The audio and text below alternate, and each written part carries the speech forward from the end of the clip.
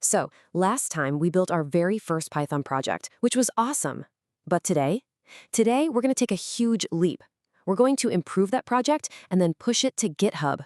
We're turning a simple script on your computer into the very first piece of your public developer portfolio. Believe me, this is a massive milestone for any beginner.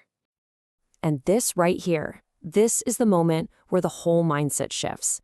You've followed the tutorials, you've learned the syntax, but now you're about to become a creator. You're about to put something out there that you built. It's such a powerful step, so let's get into it. Okay, so our number guessing game works, right? But we can make it better. The goal here isn't just to add more code randomly, it's to start thinking like a real developer. We're going to add just a few simple features that transform this from a basic script into a real mini application, something with an actual user experience. Now, what's so cool about these three things is how much value they add with so little effort. An attempt counter? That gives the user feedback on how they're doing. Difficulty levels? Now you're giving the user choice and control. And a restart option, well, that makes the whole thing reusable and way more fun to play. Each one of these is a small step, but it's a huge leap towards thinking about the end user. All right, our application is beefed up and ready to go. Now it's time to get it ready for an audience. See, we can't just dump our code on the internet and expect people to get it. We need to prepare it for its big public debut, and that means creating a clear, welcoming front door for anyone who stumbles upon it. And that front door is the README file. Seriously, think of it like the cover of a book or the poster for a movie.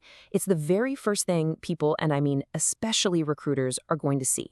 A good README just quickly explains what your project is, what it does, and why it's cool. It shows you care about communication, not just about the code itself. And here's what a simple but really effective README looks like.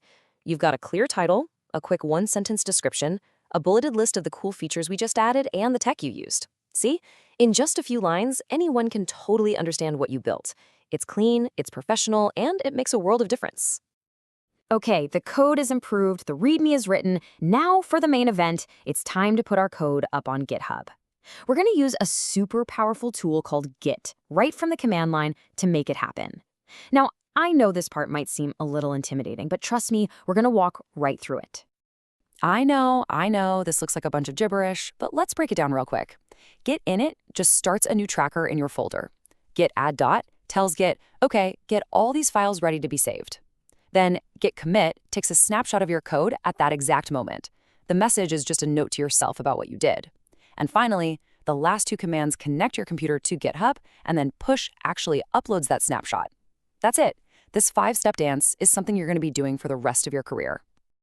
And just like that, it's done. Seriously, take a second, let that sink in. Your code, your work is live on the internet. You officially have a developer portfolio. It might just be one project for now, but it's a real tangible start that you can share with anyone. Congratulations, that's huge. So, why did we do all that? Why go through all those steps for a simple little guessing game? Because what you just did sends a really powerful signal. It's not just about the code, it's about demonstrating professional behavior. When a hiring manager looks at this, they don't just see a project. They see consistency. They see someone with a learning mindset who doesn't just watch tutorials but actually applies what they learn. And maybe, most importantly, they see you can document and present your work.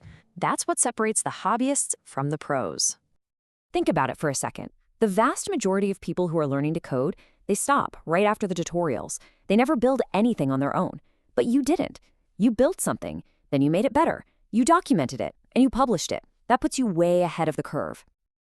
And that is the real takeaway today. You have fundamentally changed your identity. You crossed this invisible line from being someone who just learns things to someone who actually creates things. You are officially a builder now.